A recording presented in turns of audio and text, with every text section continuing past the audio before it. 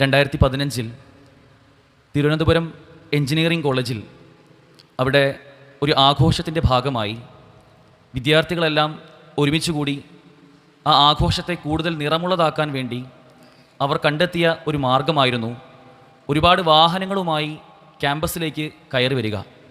അങ്ങനെ അവർ തന്നെ പ്ലാൻ ചെയ്ത് സജ്ജീകരിച്ച ആ വാഹന വ്യൂഹം അത് ക്യാമ്പസിലേക്ക് വന്നപ്പോൾ തങ്ങളുടെ ആവേശം അലതല്ലുകയും ആ ആവേശത്തിൻ്റെ ഇരയായിക്കൊണ്ട് ആ വാഹനം വിദ്യാർത്ഥികൾക്കിടയിലേക്ക് ഇടിച്ചു കയറുകയും ഒരു പെൺകുട്ടി അവിടെ ദാരുണമായി മരണപ്പെടുകയും ചെയ്യുന്ന ഒരു വാർത്ത നാം കേൾക്കുകയുണ്ടായി.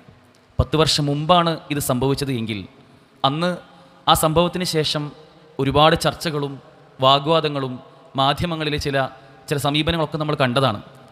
വിദ്യാർത്ഥികൾ അവർ ഈ നിലയ്ക്ക് പോയി കഴിഞ്ഞാൽ, അവരുടെ ആഘോഷങ്ങൾക്ക് ഒരു ലിമിറ്റുമില്ലാതെ പോയി കഴിഞ്ഞാൽ അത് വലിയ പ്രയാസങ്ങൾ ഉണ്ടാക്കുമെന്നും ക്യാമ്പസുകളിൽ അതിന് നിയന്ത്രണം വേണമെന്നുമെല്ലാം അന്ന് വലിയ ചർച്ചകൾ നടക്കുകയുണ്ടായി. അതിനുശേഷം കുറച്ച് ചില നിയന്ത്രണങ്ങളൊക്കെ കണ്ടുവെങ്കിലും ഇന്ന് 2025 നിൽക്കുമ്പോൾ ഓരോ ദിവസവും ക്യാമ്പസുകളിൽ നിന്ന് അല്ലെങ്കിൽ സ്കൂളുകളിൽ നിന്നൊക്കെ നമ്മൾ കേൾക്കുന്ന അത്തരം വാർത്തകൾ അതൊട്ടും ശുഭകരമല്ല എന്ന് നമുക്ക് ഏവർക്കും അറിയാം. ആഘോഷങ്ങൾ അതേതുമാവട്ടെ, അത് എന്ത് അടിത്തറയുള്ളതുമാവട്ടെ, അതെല്ലാം നിയന്ത്രണം വിട്ടുകൊണ്ട് യാതൊരു പരിധിയുമില്ലാതെ യാതൊരു അതിരുകളുമില്ലാതെ അങ്ങ് അർമാദിക്കാൻ വേണ്ടി വിദ്യാർത്ഥികൾ വെമ്പൽ കൊള്ളുന്ന ഒരു കാലഘട്ടം. ക്യാമ്പസുകളിലേക്ക് ഇടയ്ക്ക് വന്ന ചില വാർത്തകൾ നമ്മൾ കണ്ടതാണ്. KSRTC ബസ്സൊക്കെ വാടകയ്ക്ക് എടുത്തുകൊണ്ട് ആഘോഷം അത് കൂടുതൽ നിറമുള്ളതാക്കാൻ ശ്രമിക്കുന്ന, അല്ലെങ്കിൽ JCBയിൽ ക്യാമ്പസിലേക്ക് എൻട്രി ചെയ്തുകൊണ്ട് അത് വലിയ ഹീറോയിസമായി കാണുന്ന ചില കാഴ്ചകൾ. ഏറ്റവും ഒടുവിൽ ഹെലികോപ്റ്ററിൽ വരെ ക്യാമ്പസിലേക്ക് കയറി വരുന്ന, അങ്ങനെ തങ്ങളുടെ ഹീറോയിസം കാണിക്കാനും ഷോ ഓഫ് കാണിക്കാനും ഒക്കെ വിദ്യാർത്ഥികൾ മാറുന്നൊരു സാഹചര്യം നമ്മൾ കാണുന്നുണ്ട്. ഇത് വേറെ എവിടെയെങ്കിലുമൊക്കെ ഉള്ള വാർത്തയല്ല ഈ പറയുന്നത്. നമ്മുടെയൊക്കെ ഏറ്റവും അടുത്തുള്ള പരിസരത്തുള്ള ചില ക്യാമ്പസുകളിൽ അല്ലെങ്കിൽ കലാലയങ്ങളിൽ നടന്നു വരുന്ന ചില നേർക്കാഴ്ചകളാണ്. യഥാർത്ഥത്തിൽ വിദ്യാർത്ഥികളെ സംബന്ധിച്ചിടത്തോളം, പുതിയ തലമുറയെ സംബന്ധിച്ചിടത്തോളം എന്തുമേതും ആഘോഷിക്കാനുള്ള, അത് ഏറ്റവും അമിതമായി ആസ്വദിക്കാനുള്ള ഒരു ത്വരയാണ് പലപ്പോഴും ഇത്തരം വിഷയങ്ങളിലേക്ക് അവരെ കൊണ്ടെത്തിക്കുന്നത്. ആഘോഷങ്ങളുടെ എല്ലാവിധ സാധ്യതകളും അവർ ഇന്ന് അന്വേഷിച്ചുകൊണ്ടേയിരിക്കുകയാണ്. അത്തരം ആഘോഷങ്ങളിൽ ഞാൻ ഏറ്റവും മുമ്പിലുണ്ടാകും, ഞാനാണ് അതിൽ ഒന്നാമതായി ഉണ്ടാവുക എന്ന് പറയത്തക്ക രൂപത്തിലേക്ക് മുസ്ലിം വിദ്യാർത്ഥികൾ വരെ മാറുന്ന ഒരു സാഹചര്യം. വിവാഹമാകട്ടെ, വിവാഹം ഓരോ വർഷവും കഴിഞ്ഞ് അതിൻ്റെ വാർഷികങ്ങളാവട്ടെ, ഇനി ഇത് മാറ്റി നിർത്തി ചെറിയ കുട്ടികളിലേക്ക് വന്നു കഴിഞ്ഞാൽ സ്കൂളിൽ ആ കുട്ടിയെ ചേർത്തുന്നത് മുതൽ അതിൻ്റെ ഏറ്റവും ആദ്യത്തെ ദിവസം തന്നെ പ്രവേശനോത്സവം ഉണ്ടാകും. അതുപോലും ഉത്സവമാക്കി DJ-യുടെ അകമ്പടിയോടുകൂടി കുട്ടികളെ വരവേൽക്കുന്ന ഒരു സാഹചര്യം. ആ സ്കൂളിൽ പ്രവേശിച്ച് സ്കൂളിൽ നിന്ന് തിരിച്ചു പോകുന്ന ഏറ്റവും അവസാനത്തെ ഫെയർവെൽ ദിനത്തിൽ പോലും കുട്ടികൾ വീണ്ടും അമിതമായി അർമാദിക്കുന്ന പല പ്രശ്നങ്ങളും നമ്മൾ കണ്ടുവരുന്ന ഒരു സാഹചര്യം. ഒരു സ്കൂൾ വിദ്യാർത്ഥിയുടെ തുടക്കം മുതൽ ഒടുക്കം വരെ ഇത്തരത്തിൽ ആഘോഷങ്ങളുമായി ബന്ധിക്കപ്പെട്ടുകൊണ്ടാണ് അവൻ മുന്നോട്ട് പോകുന്നത്. ക്യാമ്പസുകളിലും ചിത്രങ്ങൾ വ്യത്യസ്തമല്ല. എന്തുമേതും കലണ്ടറിൽ ഒരു ചുവന്ന നിറമാണോ ഇത് എനിക്ക് ആഘോഷിക്കാനുള്ള ഒരു ലൈസൻസ് ആണ് എന്ന് കരുതിക്കൊണ്ട് അതിനെ ആഘോഷിക്കാനുള്ള എല്ലാവിധ സാഹചര്യങ്ങളും ആരാഞ്ഞു പോകുന്ന ഒരു പുതിയ തലമുറ വളർന്നു വരികയാണ്. യഥാർത്ഥത്തിൽ ഇത്തരം ചിന്തകൾ, ഇത്തരം ആഘോഷങ്ങൾ അവരെ എത്തിക്കുന്ന ചില അപകടങ്ങളെപ്പറ്റി ഇന്നൊരു പക്ഷേ അവർ ആലോചിച്ചില്ല എങ്കിലും ഭാവിയിൽ അതിൻ്റെ പ്രത്യാഘാതങ്ങൾ ഞാനും നിങ്ങളും അടങ്ങുന്ന ഈ സമൂഹം അനുഭവിക്കാനുള്ളതാണ്. അതുകൊണ്ട് വളരെ നേരത്തെ തന്നെ ചില കാര്യങ്ങൾ ഗൗരവകരമായി നാം ഏവരും ഉൾക്കൊള്ളേണ്ടതുണ്ട്. ഏത് ആഘോഷമാവട്ടെ, എന്തനുഷ്ഠാനമാവട്ടെ, എന്തെല്ലാം ആചാരങ്ങളാവട്ടെ, അതെല്ലാം അടിച്ചു പൊളിക്കണമെന്ന ചിന്തയിൽ സ്വാഭാവികമായും എല്ലാവിധ അനിസ്ലാമികതകളും കടന്നു വരും എന്നതൊരു യാഥാർത്ഥ്യമാണ്. നിങ്ങൾ ആലോചിച്ച് നോക്കൂ, ഏത് ആഘോഷങ്ങളും ഇന്ന് ഭക്ഷണം അതിനൊരു മൂലഘടകമാണ്. ഭക്ഷണം, അവർക്ക് ഇഷ്ടമുള്ള ഭക്ഷണം എല്ലാം വാങ്ങുന്ന, കേക്കുകൾ വാങ്ങി ആ ഭക്ഷണത്തിന് യാതൊരു വിലയും കൽപ്പിക്കാത്ത രൂപത്തിലുള്ള ഒരു സമീപനം കാണുന്നുണ്ട്. ഈ ആഘോഷങ്ങൾ അത് കൂടുതൽ കളർഫുൾ ആക്കാൻ വേണ്ടി സ്വാഭാവികമായും മ്യൂസിക് വേണ്ടി വരും. ഇസ്ലാം ഹറാമാക്കിയ മറ്റു പലതും അതിൻ്റെ കൂടെ വരും. DJ പാർട്ടികൾ ഉണ്ടാവും. ഇങ്ങനെ തുടങ്ങി നിസ്സാരമായി കാണുന്ന പലതും, അതിലേക്ക് പോലും ഇസ്ലാമികമല്ലാത്ത പലതും കടന്നു വരുന്ന ഒരു കാഴ്ച. ലഹരികൾ, പലപ്പോഴും പുതിയ തലമുറയിലെ വിദ്യാർത്ഥികൾ ആദ്യമായി ലഹരി നുണയുന്ന ചില സാഹചര്യങ്ങൾ പോലും ഇത്തരം ആഘോഷങ്ങളാണ് എന്ന് ഞാനും നിങ്ങളും അടങ്ങുന്ന പ്രബുദ്ധരായ നമുക്ക് ഏവർക്കും അറിയാം. എന്നിട്ട് പോലും ഒരു നിയന്ത്രണവുമില്ലാതെ ഇത് മുന്നോട്ട് പോകുമ്പോൾ എന്തുകൊണ്ടാണ് ഇത്തരം ചിന്താഗതി അവരുടെ മനസ്സിലേക്ക് വരുന്നത് എന്ന് നമ്മൾ ആലോചിച്ച് നോക്കേണ്ടതുണ്ട്. എന്തുണ്ടെങ്കിലും പരമാവധി അടിച്ചു പൊളിക്കുക, പരമാവധി എൻജോയ് ചെയ്യുക എന്ന ഒരു തോന്നൽ മനസ്സിലേക്ക് വന്നു കഴിഞ്ഞാൽ പിന്നെ ലഹരി ഒരു പ്രശ്നമല്ല. ആ ലഹരിയിലൂടെ തനിക്കൊരു ആസ്വാദനമുണ്ട് എന്ന് കണ്ടു കഴിഞ്ഞാൽ അതൊരു പ്രശ്നമാവില്ല. അപ്പോൾ ആ വിദ്യാർത്ഥിക്ക് അല്ലെങ്കിൽ അത്തരം ചിന്തയിൽ ആലോചിക്കുന്ന ഒരു വ്യക്തിക്ക് അവന് ധാർമ്മികത ഒരു പ്രശ്നമാവില്ല. ചില കാര്യങ്ങൾ ധർമ്മമാണെന്നും ചിലത് അധർമ്മമാണെന്നും ചിലതെല്ലാം ശരിയാണ് ചിലത് തെറ്റാണ് എന്നുമുള്ള ബോധം അവനപ്പോൾ ഉണ്ടാവില്ല. മതമൂല്യങ്ങൾ അതൊരു പ്രശ്നമേ ആവില്ല. മതം എന്ത് പറയുന്നു എന്ന് നോക്കാൻ പോലും പലപ്പോഴും അത്തരം വിദ്യാർത്ഥികൾ അല്ലെങ്കിൽ അത്തരം തലമുറ ശ്രമിക്കാറില്ല എന്നതാണ് നമ്മൾ കണ്ടുവരുന്ന കാഴ്ച. നാം ചിന്തിച്ച് നോക്കേണ്ടത് മനസ്സിൻ്റെ, നമുക്കേവർക്കും മാനസികമായി തോന്നുന്ന, നമ്മുടെ മനസ്സകങ്ങളിൽ ഉയർന്നു വരുന്ന ചിന്തകൾക്കനുസരിച്ച് ഒപ്പിച്ച് മുന്നോട്ട് പോയി കഴിഞ്ഞാൽ, അല്ലെങ്കിൽ മനസ്സിൻ്റെ ഇച്ഛകൾക്ക് പിന്നാലെ പോയി കഴിഞ്ഞാൽ നമുക്ക് നഷ്ടം വരുന്നത് ഭൗതികമായ ചില വിഷയങ്ങൾ മാത്രമല്ല. ലഹരി ഉപയോഗിക്കുമ്പോൾ അതിൻ്റെ പ്രത്യാഘാതങ്ങൾ ഉണ്ടാവും നമുക്കറിയാം. എന്നാൽ അത് മാത്രമല്ല വിഷയം. ഒരു മുസ്ലിമിനെ സംബന്ധിച്ചിടത്തോളം അവൻ്റെ വിശ്വാസത്തിൽ പോലും അവൻ്റെ ഈമാനിൽ പോലും വലിയ രൂപത്തിലുള്ള പ്രയാസങ്ങൾ അവൻ നേരിടാനുണ്ട് എന്നതാണ്. നമ്മെ സംബന്ധിച്ചിടത്തോളം അള്ളാഹു സുബ്ഹാനഹു വതആല നമ്മെ സൃഷ്ടിച്ച നമ്മുടെ സ്രഷ്ടാവ് എന്ത് പറഞ്ഞുവോ എന്ത് കൽപ്പിച്ചുവോ അത് കൃത്യമായി ചെയ്യാനുള്ള ബാധ്യത നമുക്കുണ്ട്. അള്ളാഹു സുബ്ഹാനഹു വതആല എന്ത് വിരോധിച്ചുവോ അത് ചെയ്യാതിരിക്കാനുള്ള, അതിനോട് അടുക്കുക പോലും ചെയ്യാതിരിക്കാനുള്ള ഒരു ബാധ്യത നമുക്കുണ്ട്. ഈ ബാധ്യത നമ്മൾ നിർവഹിക്കുമ്പോഴാണ് നമ്മുടെ ഇബാദത്തുകൾ, നമ്മുടെ ആരാധനകൾ പോലും അതിൻ്റെ പൂർണ്ണതയിലേക്ക് എത്താൻ പറ്റൂ എന്നാണ് പണ്ഡിതന്മാർ പറയുന്നത്. യഥാർത്ഥത്തിൽ അള്ളാഹുവിൻ്റെ കൽപ്പനകൾ അത് പാലിക്കേണ്ടതിന് പകരം അത് സ്വന്തം ഇഷ്ടപ്രകാരം മാത്രം വ്യാഖ്യാനിക്കുന്ന, സ്വന്തം ഇച്ഛകൾക്കനുസരിച്ച് ദേഹേച്ഛകൾക്കനുസരിച്ച് അതിൻ്റെ പിന്നാലെ പോകുന്ന ആളുകൾ അവർ എത്തുന്നത് അള്ളാഹുവാണ് ഇലാഹ് എന്ന ചിന്തയ്ക്കപ്പുറം സ്വന്തം ദേഹേച്ഛയാണ് ഇലാഹ്, എൻ്റെ ഇഷ്ടമാണ്, എൻ്റെ തോന്നലാണ്, എൻ്റെ ആഗ്രഹങ്ങളാണ് എൻ്റെ ഇലാഹ്, അവർ എൻ്റെ ആഗ്രഹം എന്ത് പറയുന്നുവോ അതനുസരിച്ചേ ഞാൻ പോകൂ എന്ന് പറയുന്ന അവസ്ഥയിലേക്ക് അത്തരം ആളുകൾ എത്തുമെന്നതാണ്. പരിശുദ്ധ ഖുർആനിലൂടെ അല്ലാഹു സുബ്ഹാനഹു വ തആല പറയുന്നുണ്ട്, അറഅയ്ത മനിത്തഖദ ഇലാഹഹു ഹവ. നീ കണ്ടില്ലേ ചില ആളുകൾ മനിത്തഖദ ഇലാഹഹു ഹവ, അവരുടെ ഇലാഹായിക്കൊണ്ട്, അവരുടെ ആരാധ്യനായിക്കൊണ്ട് അവർ സ്വന്തം ഹവയെ, സ്വന്തം ദേഹേച്ഛയെ കാണുന്ന ചില ആളുകളെ നീ കണ്ടില്ലയോ എന്ന് പ്രവാചകൻ സല്ലല്ലാഹു അലൈഹി വസല്ലം ചോദിക്കുകയാണ്. അത്തരം ആളുകളെ പറ്റി പരിശുദ്ധ ഖുർആനിൽ ഒരുപാട് തവണ ആവർത്തിച്ച് പറയുന്നുണ്ട്. സ്വന്തം ദേഹേച്ഛയെ, തനിക്ക് തോന്നുന്നത് എന്താണോ അതെല്ലാം, തൻ്റെ ആഗ്രഹങ്ങൾ എന്താണോ അതനുസരിച്ച് മുന്നോട്ട് പോകുന്ന, ക്യാമ്പസിൽ എന്താണോ ഇപ്പോൾ ഏറ്റവും പുതിയ ആഘോഷം അതിന് പിന്നിൽ പോകുമ്പോൾ നേരത്തെ പറഞ്ഞ ധാർമ്മികതയോ മതബോധമോ മൂല്യങ്ങളോ ഒന്നും തടസ്സമാവാത്ത രൂപത്തിൽ പോകുന്ന അത്തരം ഹവയുടെ പിന്നിൽ പോകുന്ന ഒരു കൂട്ടം ആളുകൾ, അവർക്ക് അവരുടെ ഈമാനിൽ വലിയ പ്രയാസമുണ്ടാകുമെന്നതാണ്. സഹോദരങ്ങളെ, ഒരു വ്യക്തി അവനൊരു മുസ്ലിം ആണെങ്കിൽ അല്ലെങ്കിൽ മുസ്ലിം അല്ലെങ്കിൽ പോലും അവൻ മതനിഷേധിയായി മാറുന്നത്, ഇസ്ലാമിൽ നിന്ന് പിന്തിരിഞ്ഞ് പുറത്തേക്ക് പോകാനുള്ള, കുഫ്രിലേക്ക് പോകാനുള്ള, സത്യനിഷേധിയാവാനുള്ള ചില മാർഗങ്ങൾ അതൊരിക്കലും ഒരുപക്ഷെ ഗവേഷണം ചെയ്തുകൊണ്ടൊന്നായിരിക്കില്ല. എന്താണ് ഇപ്പോൾ ഇസ്ലാമിൽ കുറേ പ്രശ്നങ്ങൾ ഇങ്ങനെയൊക്കെ പലരും പറയുന്നുണ്ടല്ലോ എന്നറിഞ്ഞ് അത് പഠിച്ച് അത് ഗവേഷണം ചെയ്ത് കുറേ പരന്ന വായനയുടെ ഒന്നുമല്ല ഒരു വ്യക്തി പലപ്പോഴും ഇസ്ലാമിൽ നിന്ന് തെറ്റിപ്പോകുന്നത്. ഞാനും നിങ്ങളുമൊക്കെ മുസ്ലിമുകളായി ഇവിടെ ജീവിക്കുന്നുണ്ട് എങ്കിൽ നമ്മൾ പോലും തെറ്റാനുള്ള ചില കാരണങ്ങളാണ് ഈ പറയുന്നത്. ഒരിക്കലും നമ്മൾ ഗവേഷണം ചെയ്തുകൊണ്ടായിരിക്കില്ല ഇസ്ലാമിൽ തെറ്റിപ്പോവുക. മതത്തിൻ്റെ നിയമങ്ങളിൽ പെടാത്ത ചില കാര്യങ്ങളിൽ സ്വാഭാവികമായും നാടെല്ലാവരും ഒന്നിച്ചു പോകുമ്പോൾ നമ്മളും അതിൽ പെട്ടുപോകുന്ന ചില കാഴ്ചകൾ, അങ്ങനെ പോകുമ്പോൾ സ്വാഭാവികമായും മതത്തെ അവിടെ അരികുവൽക്കരിക്കാൻ, അതിനെ സൈഡാക്കാനുള്ള ശ്രമം അത്തരം ആളുകളിൽ കാണാൻ സാധിക്കും.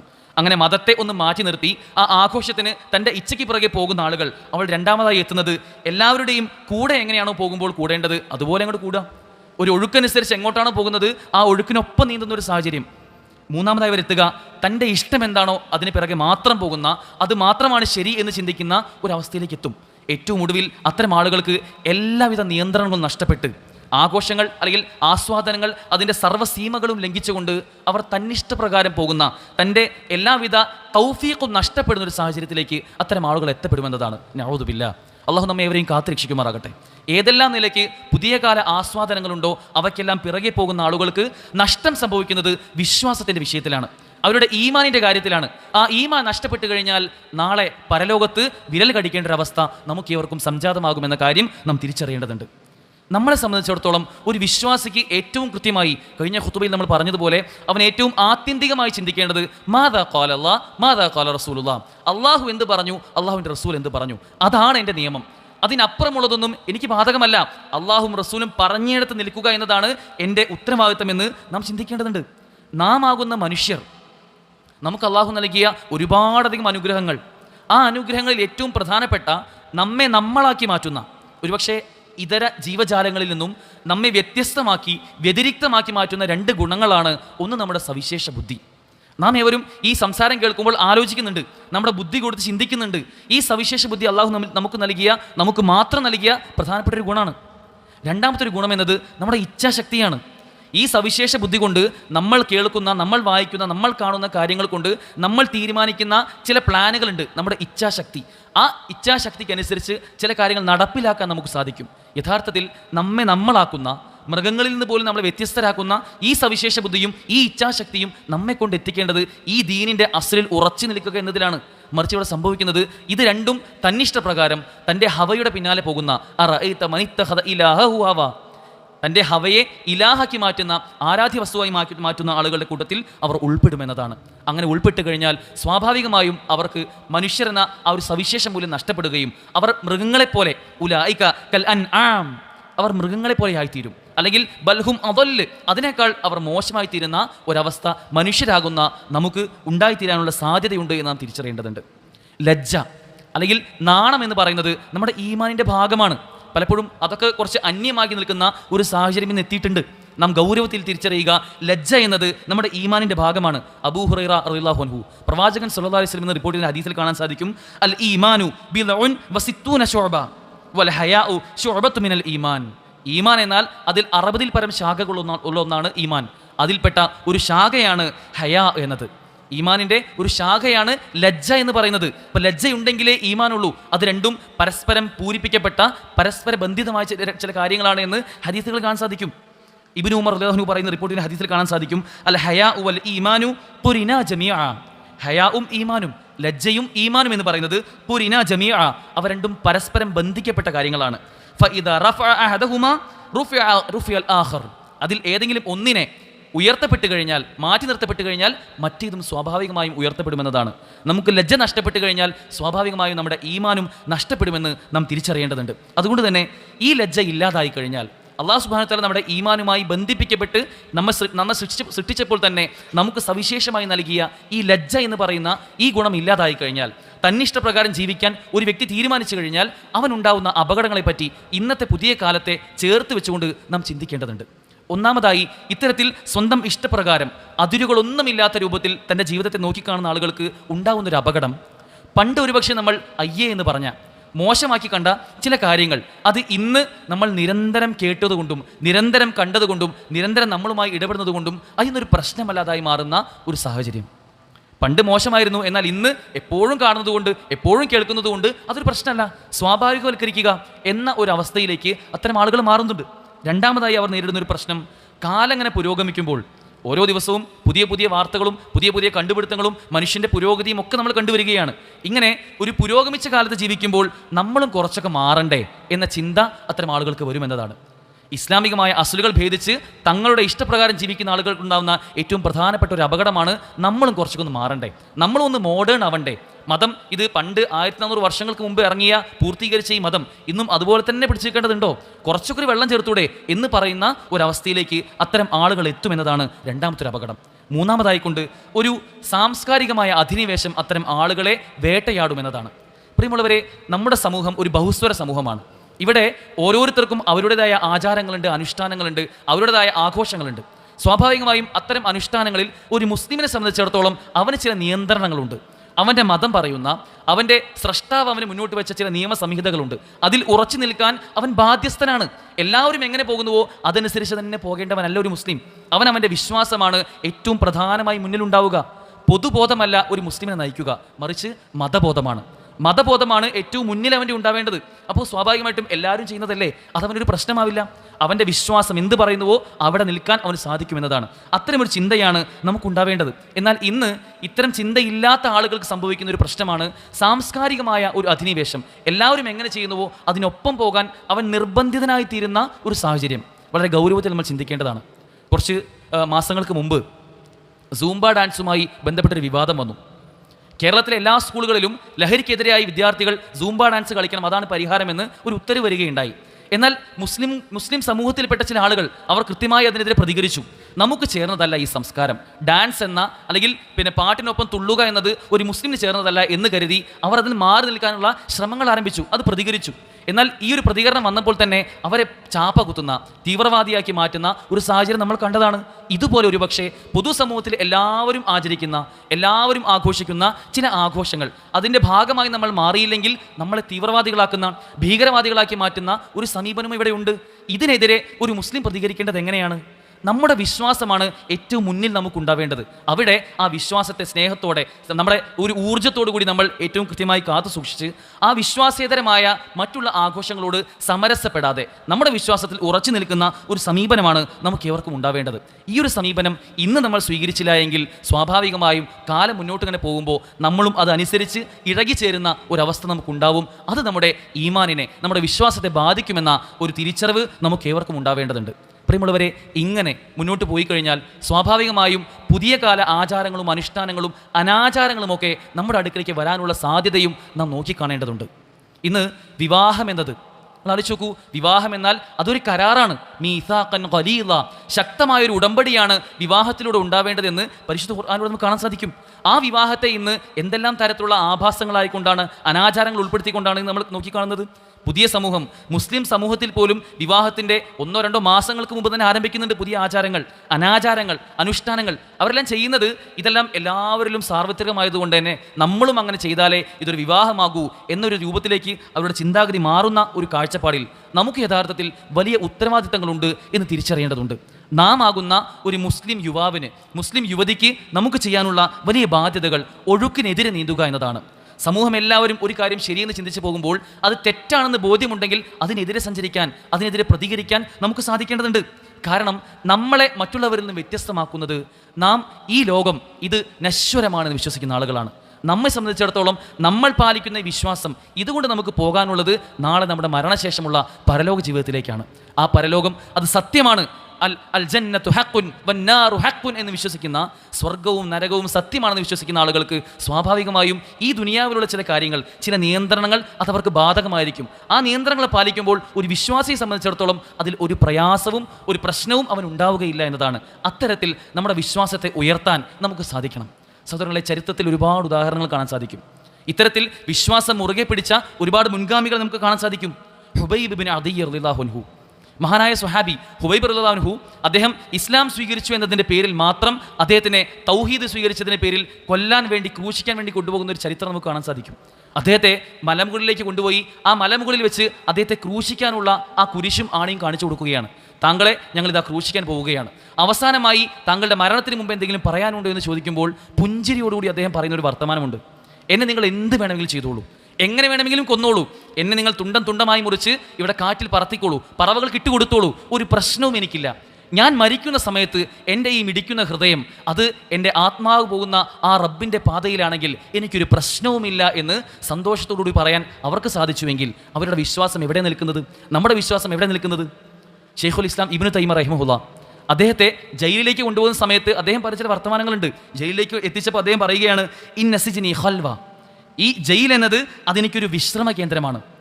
വനഫി സിയാഹ, എന്നെ ഇനി നിങ്ങൾ നാട് കടത്താൻ ശ്രമിക്കുകയാണെങ്കിൽ, ഈ നാട്ടിൽ നിന്നും എന്നെ ഓടിക്കാൻ ശ്രമിക്കുകയാണെങ്കിൽ അതെനിക്ക് സിയാഹയാണ്, എനിക്കതൊരു ടൂറാണ്, ഒരു വിനോദയാത്രയാണ്. അതല്ല വഖത്തലി ഷഹാദ, ഇനി നിങ്ങൾ എന്നെ കൊല്ലാൻ ശ്രമിക്കുകയാണെങ്കിൽ അതെനിക്കൊരു രക്തസാക്ഷിത്വമാണ് എന്ന് പറയാൻ അവർക്ക് സാധിച്ചുവെങ്കിൽ സഹോദരങ്ങളെ, നമുക്ക് വലിയ മാതൃകകളുണ്ട്. നമ്മുടെ വിശ്വാസം എന്നത് അത് ഏറ്റവും ആത്മാഭിമാനത്തോടു കൂടി ഏറ്റെടുക്കാൻ, അത് നാളെ മരണശേഷമുള്ള പരലോക ജീവിതത്തിന് അനുഗുണമായ രൂപത്തിൽ മുന്നോട്ട് കൊണ്ടുപോകാൻ നമുക്ക് സാധിക്കേണ്ടതുണ്ട്. അത്തരത്തിൽ നമ്മുടെ യഥാർത്ഥ ഈമാനുള്ള ആളുകളാക്കി അല്ലാഹു സുബ്ഹാനഹു വ തആല മാറ്റാനുള്ള തൗഫീഖ് അല്ലാഹു നമുക്ക് ഏവർക്കും നൽകി അനുഗ്രഹിക്കുമാറാകട്ടെ.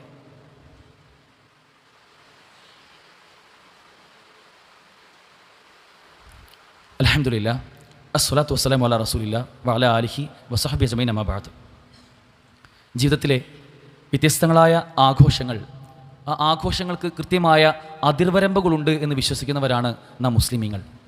എന്നാൽ മതത്തിൻ്റെ പേരിൽ പോലും അത്തരം ആഘോഷങ്ങൾ കടന്നു വരുമ്പോൾ അതിന് യാതൊരു നിലയ്ക്കുള്ള സീമകളുമില്ലാതെ, യാതൊരു അതിരുകളും അരുതുകളുമില്ലാതെ തന്നിഷ്ടപ്രകാരമായി അല്ലെങ്കിൽ തങ്ങളുടെ സ്വാർത്ഥ താല്പര്യങ്ങൾക്ക് വേണ്ടി, തങ്ങളുടെ ആത്മീയമായ ലാഭത്തിന് വേണ്ടി അത്തരം ആഘോഷങ്ങളെപ്പോലും മതത്തിൻ്റെ പേരിൽ വ്യാഖ്യാനിക്കുന്ന ഒരു കൂട്ടം ആളുകളെയും കാണാൻ സാധിക്കും. ആ വ്യാഖ്യാനങ്ങളിൽ പെട്ടുപോകുന്ന നിഷ്കളങ്കരായ സഹോദരങ്ങളെ നമുക്ക് കാണാൻ സാധിക്കും. പ്രിയമുള്ളവരെ, മതത്തിന് കൃത്യമായ നിയന്ത്രണങ്ങളുണ്ട് എന്ന് മനസ്സിലാക്കിയവരാണ് നമ്മൾ. എങ്കിൽ ആ മതത്തിനെ നമുക്ക് പഠിപ്പിച്ചു തന്ന, നമ്മെ ഈ രൂപത്തിൽ ജീവിക്കാൻ നമ്മെ പ്രേരിപ്പിക്കുന്ന നമ്മുടെ ആത്മീയാചാര്യനായ പ്രവാചകൻ സല്ലല്ലാഹു അലൈഹി വസല്ലം, പ്രവാചകൻ്റെ ജന്മദിനവുമായി ബന്ധപ്പെട്ട് പോലും അത്തരം ആഘോഷങ്ങൾ കടന്നു വരുമ്പോൾ യാതൊരു ബൗണ്ടറികളുമില്ലാതെ, യാതൊരു അതിരുകളുമില്ലാത്ത രൂപത്തിൽ ആഘോഷങ്ങളിൽ നിന്ന് മുന്നോട്ട് പോകുമ്പോൾ, അത്തരം അനാചാരങ്ങൾ കടന്നു വരുമ്പോൾ ഒരു വിശ്വാസി എന്ന നിലയ്ക്ക് നമുക്ക് ചിന്തിക്കേണ്ട, നമ്മൾ അറിയേണ്ട ചില കാര്യങ്ങളുണ്ട്. ഏത് റസൂലിൻ്റെ പേരിലാണ് ഇന്ന് അനാചാരങ്ങൾ കടന്നു വരുന്നത്? നമ്മെ എങ്ങനെ ജീവിക്കണമെന്ന് പഠിപ്പിച്ച, എന്താണ് ഹറാം എന്താണ് ഹലാൽ എന്ന് പഠിപ്പിച്ച പ്രവാചകൻ സല്ലല്ലാഹു അലൈഹി വസല്ലമയുടെ ആജ്ഞാനിർദ്ദേശങ്ങളെല്ലാം, കൽപ്പനാ നിരോധനങ്ങളെല്ലാം കൃത്യമായി ജീവിതത്തിൽ പകർത്തുന്ന പ്രവാചകൻ സല്ലല്ലാഹു അലൈഹി വസല്ലമയുടെ മൗനാനുവാദങ്ങൾ പോലും, പ്രവാചകന്റെ മിണ്ടാതിരിക്കുന്ന സമയങ്ങൾ പോലും കൃത്യമായി രേഖപ്പെടുത്തി അതുപോലും ജീവിതത്തിൽ അപ്പടി പ്രാവർത്തികമാക്കാൻ ശ്രമിക്കുന്ന നമ്മൾ മുസ്ലിം സമുദായം പോലും പ്രവാചകന്റെ പേരിൽ ഒരു അനാചാരത്തിലേക്ക് എത്തുക എന്നത് അത്യന്തം അപകടകരമാണ്. ലഖദ് കാന ലക്കും ഫീ റസൂലില്ലാഹി ഉസ്വത്തുൻ ഹസന. പ്രവാചകൻ സല്ലല്ലാഹു അലൈഹി വസല്ലമയിൽ നിങ്ങൾക്ക് ഏറ്റവും ഉത്തമമായ മാതൃകയുണ്ട്. ലോകത്ത് ഇന്നേ വരെ വന്നിട്ടുള്ളതിൽ വെച്ച് ഏറ്റവും ഉത്തമനായ മനുഷ്യൻ പ്രവാചകൻ സല്ലല്ലാഹു അലൈഹി വസല്ലം. അത് മുസ്ലിമീങ്ങൾ മാത്രമല്ല, അമുസ്ലിങ്ങളായ മുസ്ലിമേതര വിശ്വാസത്തിലുള്ള ആളുകൾ പോലും സാക്ഷ്യപ്പെടുത്തുന്ന the 100 most influential person in the world എന്ന് അറിയപ്പെടുന്ന ആ ഒരു ലിസ്റ്റിൽ പോലും ഏറ്റവും ഒന്നാമതായി പരിഗണിച്ച പ്രവാചകൻ സല്ലല്ലാഹു അലൈഹി വസല്ലം. ആ പ്രവാചകന്റെ ജീവിതം പോലും ഇന്ന് അനാചാരങ്ങൾക്ക് വിധേയമാകുന്നുവെങ്കിൽ നമ്മൾ ചിന്തിക്കേണ്ട ചില കാര്യങ്ങളുണ്ട്. ആ പ്രവാചകനുമായി നമ്മുടെ അടുപ്പം എത്രത്തോളമുണ്ട്? നമ്മുടെ ഈമാൻ എവിടെ എത്തി നിൽക്കുന്നു?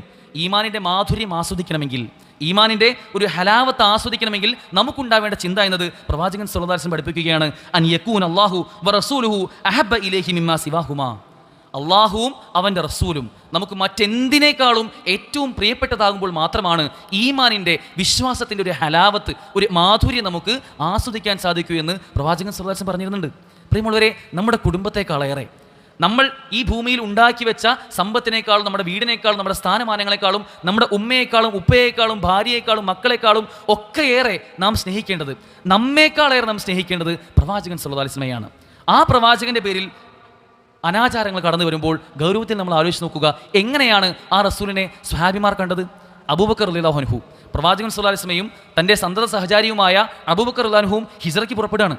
ഹിജ്റ പോകുന്ന, മക്കയിൽ നിന്നും മദീനയിലേക്ക് പോകുന്ന ആ 400 നാഴിക യാത്ര, ആ യാത്രയിലുടനീളം പ്രവാചകനെ ആരെങ്കിലും കാണുമോ, പ്രവാചകനെ വേട്ടയാടുമോ എന്ന ഭയത്താൽ പ്രവാചകനെ വട്ടമിട്ടുകൊണ്ടായിരുന്നു അബൂബക്കർ റളിയല്ലാഹു അൻഹു നടന്നിരുന്നത്.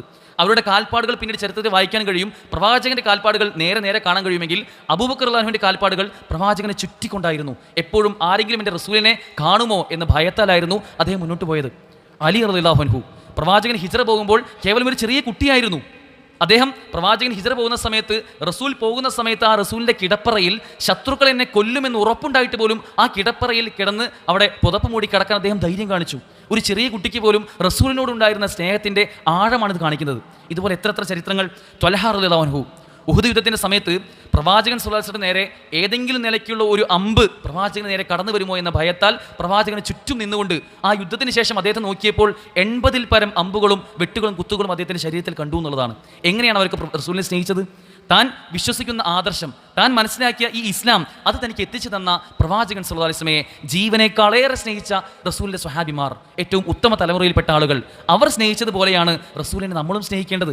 എന്നാൽ ഇന്ന് മുസ്ലിം സമൂഹത്തിന് 2 കാര്യത്തിലാണ് പിഴവുകൾ സംഭവിച്ചത്.